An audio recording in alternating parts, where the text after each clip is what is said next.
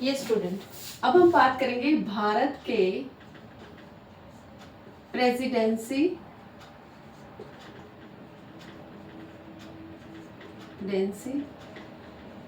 Bank.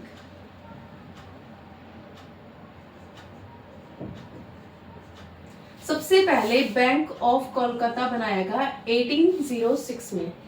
1806 में bank of Kolkata बनाया गया, लेकिन बाद में क्या किया बच्चे, इसका नाम बदल दिया गया। इसको नाम दिया गया 1809 में bank of Bengal. Bank of Bengal यानी कि 1809 में इसका क्या नाम दिया गया, इसका नाम बदला गया। ठीक है, नाम बदला गया और उसको बदल के क्या बोला, बैंक ऑफ बंगाल। उसके बाद 1840 में बैंक ऑफ मुंबई बनाया गया। 1843 में बैंक ऑफ मद्रास बनाया गया। अब आप एक चीज देखिए, जैसे ये मान लीजिए ये हमारा है इंडिया का मैप। ठीक है, यहां पर हमारा क्या है बच्चे, बंगाल है। यहां पर हमारा क्या है, मुंबई है। ठीक है, और यहां पर हमारा क्या है, मद्रास है। तो इस तरीके से आप देखिए, यहां पर भी क्या थे, पोर्ट थे, अंग्रेजों को आने जाने में कोई प्रॉब्लम ना हो, यानी कि यहाँ पर क्या होता, बंदरगाह थे। ठीक है, और जो भी ये सामान आता था तो यहीं पर आता था, और बैंक अगर नजदीक होंगे तो उन्हें क्या होगी, हेल्प मिलेगी। तो इस तरीके से क्या हुआ, ये जो तीनों बैंक बनाए गए थे ना बच्चे, ये इसीलिए बनाए गए थे इन बंदरगाहों पर, ताकि अंग्रेजों को किसी प्रकार की समस्या ना हो, उनका सामान आराम से यहाँ उतरे। तो इस तरीके से ये बैंक क्या है, बैंक ऑफ बंगाल बना, सबसे ऊपर है ये, फिर मुंबई, फिर मद्रास। ऐसे ही 1809, 40 एंड 43। 1806 बैंक ऑफ कोलकाता बना, जिसका नाम बदलकर 1809 में बैंक ऑफ बंगाल कर दिया गया। उसके बाद बच्चे क्या हुआ, इन्होंने क्या देखा कि अब तीसा की मंदी आ गई थी, है ना, 1830 में। तो इनको लगा कि बैंक हमारे डूब जाएंगे। अब क्या हुआ, इन तीनों बैंकों को क्या कर दिया गया बच्चे, मर्ज कर दिया गया। कब किया गया, 1921 में। ये जो तीनों बैंक है ना, इन तीनों बैंकों को क्या किया गया बच्चे, 1921 में मर्ज कर दिया। ठीक है, और क्या बनाया गया, imperial bank of India. Imperial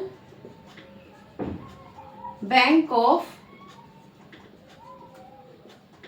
India बनाया गया। ठीक है, कब, 1921 में। अब 1921 में बच्चे ये क्या बन गया, ये तीनों बैंक मिलकर क्या बन गए, इंपीरियल बैंक ऑफ इंडिया बन गया। अब क्या हुआ बच्चे, जो इंपीरियल बैंक का नाम बदला गया, ये जो इंपीरियल बैंक ऑफ इंडिया था ना, इसका नाम बदला गया कब, 1955 में, और इसे स्टेट बैंक ऑफ इंडिया कहा जाने लगा। यानी कि हम आज भी इसे किस नाम से जानते हैं, एसबीआई है ना हमारा, स्टेट बैंक ऑफ इंडिया हमारा बैंक है जो, तो भारतीय बैंक है। ये कब बना बच्चे, 1955 में। अब आपसे पूछ लिया जाता है कि एसबीआई को पहले किस नाम से जाना जाता था, इंपीरियल बैंक ऑफ इंडिया के नाम से जाना जाता था। इंपीरियल बैंक ऑफ इंडिया कब बना था, 1921 में बना था। जो इंपीरियल बैंक ऑफ इंडिया है वो कौन से तीन बैंकों का मतलब एक मर्ज करके बनाया गया था, किन तीन बैंकों से बनाया गया था, bank of Madras, Mumbai and आपका बंगाल। और जो बैंक ऑफ बंगाल है 1809 में बना था, उसको पहले किस नाम से जानते थे, बैंक ऑफ कोलकाता के नाम से जानते थे। बैंक ऑफ कोलकाता कब बना, 1806 में बना। तो इस तरीके से बच्चे आप इसको लर्न कर सकते हैं। तो बच्चे यहाँ तक हमारा हो गया।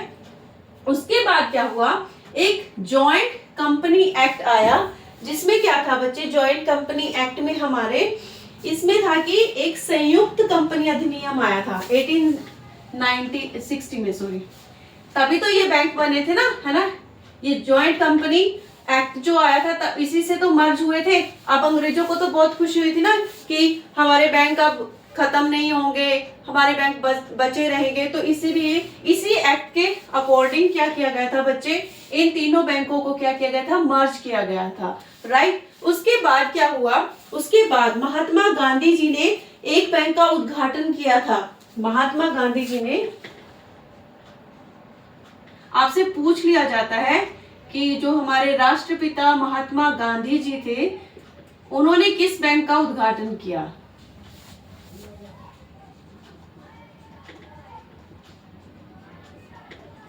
कौन से बैंक का उद्घाटन हुआ था?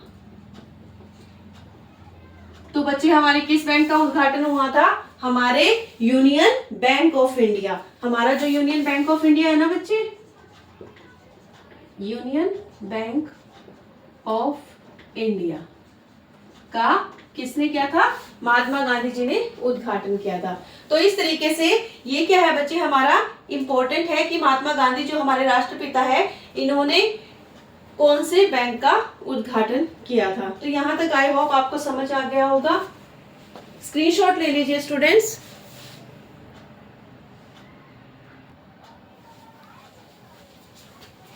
ये स्टूडेंट्स, हम भारत के प्रेसिडेंसी बैंक के बारे में पढ़ रहे थे। तो पहला भारतीय बैंक जिसकी शाखा क्या है?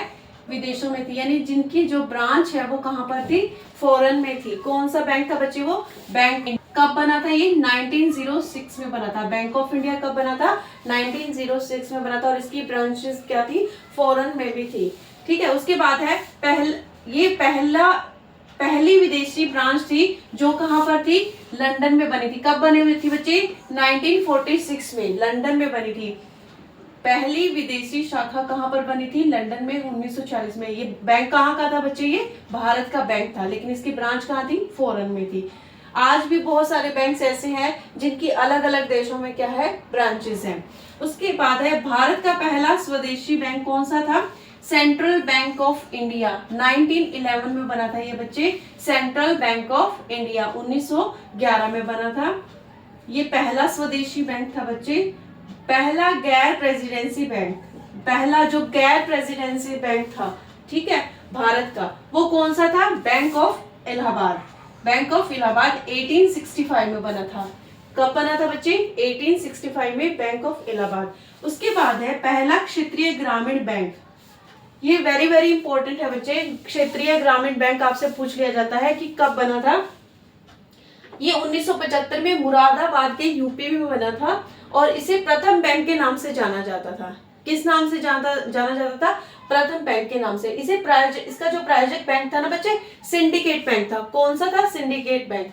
अब ये जो क्षेत्रीय ग्रामीण बैंक है, इसको खोलने की क्या जरूरत पड़ी? इसलिए जरूरत पड़ी थी बच्चे क्योंकि आपको पता है ना, यूपी का जो वेस्टर्न यूपी का बहुत सारा हिस्सा आज भी ऐसा है जहां पर क्या होती है? कृषि होती है, एग्रीकल्चर होता है। और वो जो मतलब बैंक की इसलिए जरूरत पड़ी ताकि वो जो भी चीज अपनी सेल कर रहे हैं तो उसके जो पैसे हैं वो यहाँ पर डिपॉजिट करवा सके या ऋण ले सके, लोन ले सके एग्रीकल्चर पर। तो इसीलिए जो पहला हमारा रीजनल रूरल बैंक था वो 1975 में मुरादाबाद यूपी में ओपन किया गया। तो बच्चे ये सारे हमने बैंक का हिस्ट्री और आज बैंक की हिस्ट्री, बैंक के पहला भारतीय बैंक, वर्ल्ड का पहला बैंक, और ये सब आज हमने पढ़ा।